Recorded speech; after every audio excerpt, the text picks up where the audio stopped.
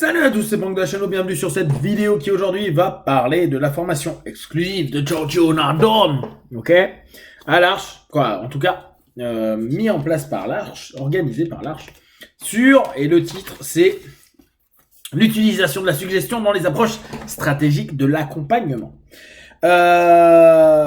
Donc, on sait que Giorgio Nardone, il a créé la thérapie stratégique, il bosse dessus depuis 30 ans. Et je vous avoue que moi je m'y suis inscrit parce que j'avais bien aimé ses ouvrages il y a quelques années et son passage à l'Arche pour le congrès de l'Arche il y a 2 ou 3 ans déjà. Et c'était, je trouve, une bonne opportunité de voir un peu comment il enseigne, ce qu'il enseigne. Et une fois de plus, je trouve que c'est génial que des écoles ou que des personnes organisent ce type de rendez-vous. D'une part parce que ça nous permet de nous croiser entre hypno, ça nous permet d'échanger, partager, passer des bons moments. Parce que là, on a de la chance d'avoir des personnes qui sont de qualité. Giorgio Nardone, c'est quand même quelqu'un qui a pu bosser avec Václavic, qui a pu bosser avec l'école de Palo Alto. C'est quelqu'un qui est une référence. Et ça, c'est vraiment chouette. Et au bout du compte, l'avoir à Paris, sans avoir allé à Milan ou à partir au fin fond des États-Unis ou je ne sais où, c'est quand même une grande chance. Alors, sur cette journée 1, mon premier ressenti et mon premier feedback, c'est lent, c'est très lent. Mais j'ai l'impression de le dire à tous mes séminaires. Alors, c'est peut-être moi qui devrais un petit peu calmer la caféine. Bon, déjà, parce qu'il y a une traduction, il parle en italien, il est traduit. Bon, ça, c'est pas tellement grave. Deuxième chose, je pensais qu'on allait être plus nombreux. On est pas mal dans la salle de conf, mais on n'est pas si nombreux que ça. Je pensais vraiment qu'il allait y avoir plus de personnes. Et il y a beaucoup de jeunes praticiens qui ont, quand je dis jeunes praticiens, c'est moins de 5 ans d'expérience. Ce qui m'étonne, parce que en général, c'est quand même avec des références. Je me disais qu'il allait y avoir plus de personnes qui ont un peu plus de bagages derrière. Il y a néanmoins il y a des anciens. On a la chance d'avoir Monsieur Perrault qui est là. Donc c'est cool parce que ça prouve aussi que les hypnos, même s'ils ont leurs écoles, même s'ils sont connus, etc., continuent à se former, continuent à y aller, continuent à développer plein de choses. Donc, globalement, oui, je trouve ça lent et je trouve que c'est pas bien structuré, pas bien cadré. Il nous parle de son approche. Alors, on débriefait un petit peu ce soir et il nous fait un storytelling un peu à la Bendler sur toute la matinée, où il nous parle un peu d'histoire, un peu de beaucoup de la logique paradoxale qu'on peut avoir dans la thérapie, l'importance de tout ça.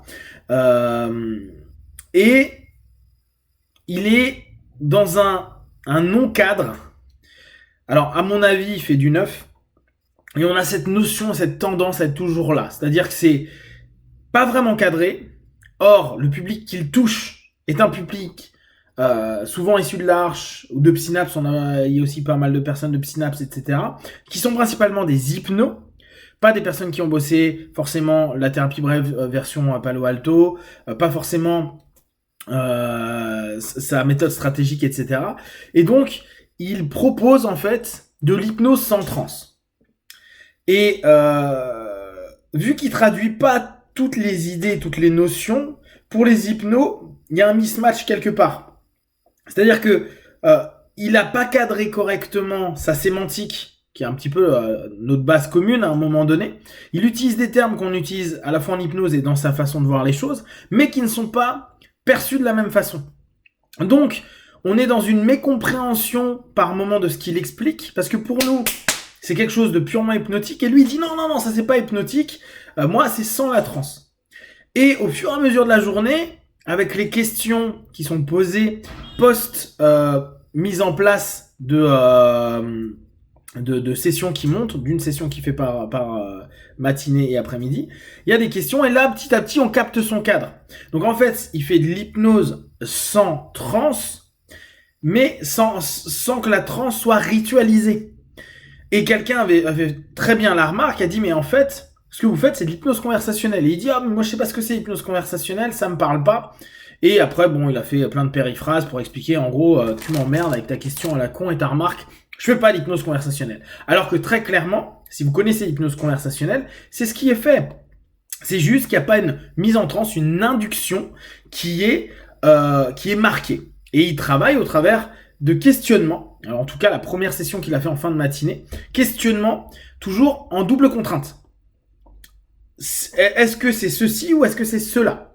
Il a une notion hyper directive. Ce qui est amusant, c'est que, comme je vous disais, il y a une espèce de... Il a joué énormément sur la notion du paradoxe et en fait, pour moi, il a trouvé une double sortie. C'est-à-dire que tout ce qu'il dit, c'est oui et non, non et oui, blanc et noir, noir et blanc. Quoi qu'il arrive, ça va rentrer dans sa notion parce qu'il dira c'est normal, c'est paradoxal. Et ce qui fait qu'il y a des moments, il va faire des injonctions contradictoires. Il va faire l'inverse de ce qu'il a dit le matin, du type il faut être indirect pour que la suggestion passe mieux, c'était Milton qui lui avait expliqué. Et au bout du compte, lui dans ses questionnements, il est hyper direct, voire directif. Donc en gros, il dit la suggestion passe mieux sur de l'indirect, mais il fait quasiment que des questions hyper directes. Il réoriente et recadre hyper directement. Dans la session de cet après-midi, il a carrément dit bon bah en fait, tu fais ça parce que ceci, cela. En gros, t'as pas le choix, ferme ta gueule, j'en ai rien à battre de ce que tu penses. Moi, avec mon expérience, je te dis ce que tu as. Chose qui, pour moi, n'est pas dissonance. Je pense qu'un praticien, il doit s'engager, dire, oser, proposer, suggérer. Seulement, il y a toute une notion où tu te dis, bah, mais à quel moment tu vas t'engager? Quand est-ce que stratégiquement tu t'engages? Et lui derrière, on sait que c'est ces 30 années de pratique, 40 années de pratique qui vont dire à ce moment-là, c'est ça.